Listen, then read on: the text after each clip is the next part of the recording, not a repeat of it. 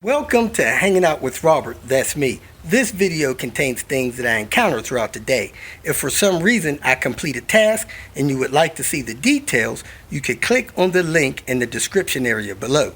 This video also contains tips and tricks that I learned throughout the years. I plan on leaving this video accessible for about 30 days. After that, you can view it through my Patreon account. Thank you very much for watching. What's happening, party people? In case you don't know, I'm doing a little bit, I guess you would call it, of a fundraiser. If you want to help me out with it, that'd be great. I'm trying to get a entry-level professional t-shirt printer. It also prints other things that I can put on various amount of things. So if you want to get involved with that, check the link in the description area. I appreciate your help. Anybody that donates to that or whatnot, I can also credit the amount that you help me out with back to you in the form of a 20% discount of anything that you have me involved with. So if you have me do some work, I can give you 20% discount until you use up the amount that you help me with on that printer. So there's that. I appreciate your support. Like, share, subscribe. Thank you very much for watching. Hope you enjoyed today's clips. We're going to kick off the Tinker Day with this 99 V70R. We're going to do some front suspension work, and I believe it has a coolant temp sensor bad running down the battery. So let me turn this thing around where it'll be comfortable for me to get with it and get with it. Man, this thing has a dead battery. I tried to bump start it with the clutch, but that didn't work. So I'm hanging out in the street, need to get a jump box, and it is leaking some kind of oil there. Need to see what's going on with that. Don't know if that's a rear main or a cam seal leak, but let me get this thing out of the street. Got my jump box on there. It's giving me the 30-second countdown. Let's go see if we got any dash lights now. Didn't have no dash lights before. No clock or nothing with this thing. There we go. And it fires up. Let's go disconnect the jump box before we cook it.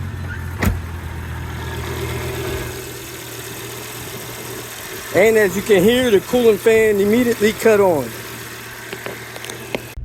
Got all kind of lights on here. ABS, service light, brake light, and the parking brake is off. So I wonder if that means the alternator's not charging. But something's going on because it's running. Let's get this thing turned around and put the battery on the charger. Okay, let me pull the battery, put it on the charger first thing, and drain some coolant so I can replace the ECT. I was always taught to disconnect the ground first, then the positive, and then you pull this up to get the battery loose. So let me go ahead and get that done. He needs to clean this air filter out. Another thing we're going to do on this vehicle is deal with these busted strut mounts. Whenever you see this thing here off center, that strut mount is busted. This one is torn totally out, and it's just not gonna let your drive go right. So you can put a tool on that, turn that thing around 360 degrees. If this one is torn, the one over there is probably torn too, or on its way out. So you should just be prepared to do those in a pair. So let me get this car up on jack stands and get with it. To get this ETC out, it's always easier to take the thermostat housing on. That also gives you a good opportunity to inspect that thermostat. And I get to use my new tool. Whoop, whoop. Tell you guys how that works. Let me get that timing cover out of the way, the one in the back, because that is in the way. Maybe not so much. I'll try to break it loose, see what happens, but the cover probably should come off. Man, that tool worked great. Especially with Danny there. Got both of those out. They'll be going back in with 10s. And this thing has a color thermostat on there. I'm not a real fan of anything other than Volvo, but this would be my second choice. So let me find my wire wheel, clean this up a little bit, get that sensor out, plug that in, clean that up, and get this back together. Well, this was somewhat of a challenge because the plug was actually stuck behind there and on the other side of the alternator, the back side of the alternator. So I had to unscrew it all the way and fish it up over this alternator to get it over here. Now normally this thing has a bracket that holds it against here that this slides into, but I don't see any sight of that bracket. So I'm going to leave it here where it's somewhat accessible. Hopefully, even though it's aftermarket, it'll work properly, and see how this goes. Let me find some 10mm screws to replace those things and get this thing back together. I got the wheel off. It's still on jack stands. I'll pull this wire out right away here. Take these 2 bolts loose. Take that bolt out there. Then take these 13s out here. Get that strut out. So let me work on getting this wire out of the way and getting that bolt loose there. Those are the 2 hardest things. Got the wheel off. I got a bad brake line there. Need to work on getting those replaced. I was changing the bump stops, the one he purchased, and I noticed the boots are destroyed. So I'm gonna put a set of boots on there. Got this second one removed. I'm gonna replace it with the new one. Got the strut out, getting ready to check that boot. Brake line needs to be replaced. This CV boot is torn wide open. And let's go take a lunch break. I don't know what's going on there. Is this steering rack boot? Yep, that steering rack boot's torn open too. It's even got dirt in it. That mount's starting to tear. It's the one we put together for this car last time that was busted. But I guess that's a power steering rack starting to leak. That'll suck. Let me see if I can find something else under there leaking after I take my lunch break. Break's over, I'm stuffed, and it's time to get this finished. Let's get cracking. Got somewhat of a mismatch of tires here. We got a Control Contact Continental that looks brand new over here, but on the other side, that thing is wore out. Anyway, I got the hub centric ring in. I got the strut in. Everything's tightened up, torqued down. Let me get this wheel on. I'm looking for my torque wrench for these lug nuts. I don't see it, but I got to get it, torque these wheels on when I get this car on the ground.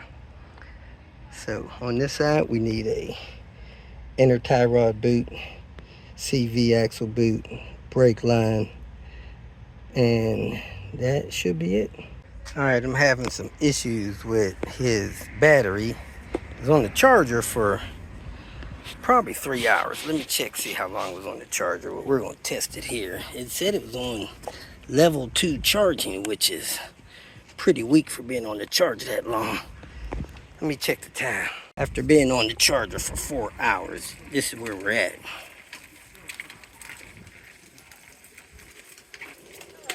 Hey. Getting it in, ain't you, buddy? Yeah, trying to. It's a small battery for this car. Probably the smallest that it's allowed to have. 550 cold cranking amps. And we're testing. 26% health, 7% charge. It's a good, keep charging it. Man, that seems bad to me, but let me check this other one I have. This other one I have just been sitting off the charger in there. Battery test. Let's see, cold cranking amps. 615. Alright, so 615.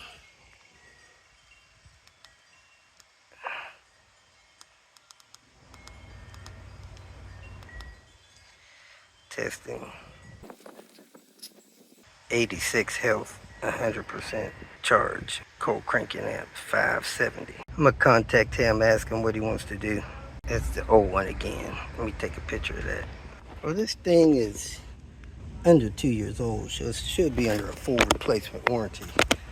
I'll let them deal with that with them. I'm gonna loan them this one for the time being. Well, I have a couple situations. One, I can't find my oil filter wrench. Two, when I try to go up on ramps, it shot that ramp under the car, so I need to get that out. Three, the thermostat's leaking now. So I'm going to replace it with a Volvo thermostat that I have. I got to stop that leak. It's not acceptable. All done with it for now. Got the thermostat replaced, did a test drive, it leak checked fine. Let's move on to the next one. Next up is this white S70. It's got a O2 sensor code. It has a gear shift knob that's acting up, and the sunroof doesn't work. We're going to try to figure out what's going on with the sunroof for about an hour, and hopefully this stuff will go quick. So let's pop the hood and replace the O2 sensor. I got a Denso O2 sensor. Man, these things are expensive. I assume this thing's going bad because it's probably taking on oil down the exhaust, but we're going to go ahead and replace it. Reset the learning on the system with the scanner and mess with some of this other stuff. I'm going to go ahead and try putting this vehicle on ramps. The last one I tried didn't work out so well, but I got this one set up a little different. Had to go buy another O2 sensor socket. This one is 3/8. I don't like that, but I gotta use it. Hopefully I won't break my ratchet. I also cannot find my 1/2 inch to 3/8 adapter, so I could use my 1/2 inch bar. So fingers crossed. These 99 vehicles, 98, 99, 2000s are strange. The O2 sensors are so close together. This is the front sensor. Was able to get it broke loose, but not without a little pain. Man, that freaking hurt. So I need to cut this zip tie here, unplug it, and thread the new one down. That's it, all done. I was able to do the whole thing from down here. I could reach the plug from through the suspension there. So let me go grab my launch scanner and reset the parameters on that so it can relearn the new sensor. Other than that, I recommend people disconnect the battery and tie the battery post together, but I'm pretty sure my scanner can reset it and tell it to learn new parameters. Got my launch scanner powering up, got my ignition on. I'm gonna go right to the IM stuff. Let's see what it says before I clear the code. So, you know, this thing scans a lot of times as soon as it powers on, so I might just clear the code there. For some reason, the scanner didn't connect to my network, so hopefully I saved that setting. I'm gonna mess with the settings a little later, and it's an hour behind on time. I notice here it's giving me a 12.4 battery volt. I'm going to try to see if I could run a battery test on this vehicle, and it did find the vehicle. Here's the error code that it has. Remember, if you put code search, it'll go to the internet if you're connected to the internet. So I'm going to clear this code. I don't know why this immobilizer communication code is on. I'm going to try to clear that one too. So let's see here. Clear fault codes. I'm going to try to get to this data stream.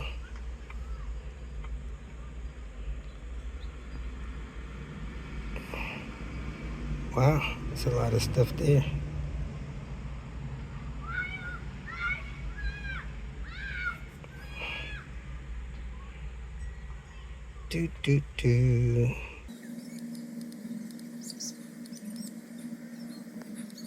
Probably not going to give me anything because this stuff is not running. The vehicle's not on. Give me something. With the owner's current driving habits, it gets on the average 18.2 miles to the gallon. The average speed is 19 miles to hour. So let's check that next time we see this vehicle. It's at 148,852. I couldn't get it to do anything here. May need some kind of system upgrade. So let's check battery voltage.